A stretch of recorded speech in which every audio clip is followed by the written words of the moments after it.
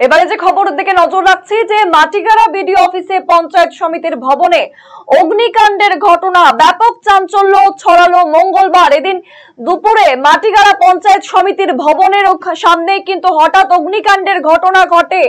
Short circuit থেকে এই ঘটনা বলে অনুমান করা হচ্ছে। নিমেষের মধ্যে দাউ দাউ করে জ্বলে ওঠে ভবনের সামনে থাকা একটি শেড। যদিও বিডিও অফিসের কর্মীরা তৎপরতার সঙ্গে আগুন নিয়ন্ত্রণে আনার চেষ্টা করে এবং আগুন নিয়ন্ত্রণে আসে বহু চেষ্টার পরে মাটিগাড়া দমকল বিভাগের একটি ইঞ্জিন ঘটনাস্থলে গিয়ে আগুন নেভানোর কাজ করে। মঙ্গলবার এমনই ঘটনায় ব্যাপক চাঞ্চল্য ছড়িয়েছে বিডিও অফিস চত্বরে।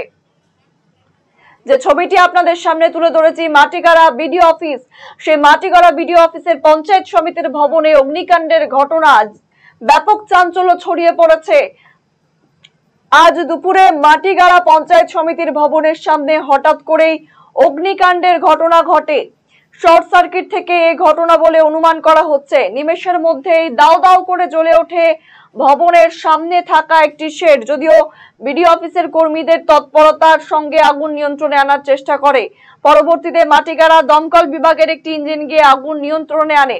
মঙ্গলবার এই ঘটনায় ব্যাপক চাঞ্চল্য ছড়িয়েছে বিডিও অফিস চত্বরে।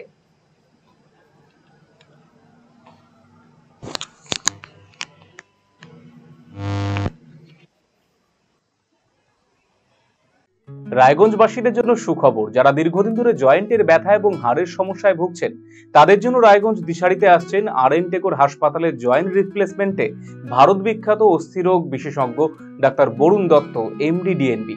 এখন থেকে প্রতি মাসের নির্দিষ্ট দিনে ডাক্তারবাবুকে দেখাতে আজই যোগাযোগ করুন দিশারি হেলথ কেয়ার, উকিলপাড়া, রায়গঞ্জ শাখায়। যোগাযোগ করুন 7477785509, 7477785512 এই নম্বরে।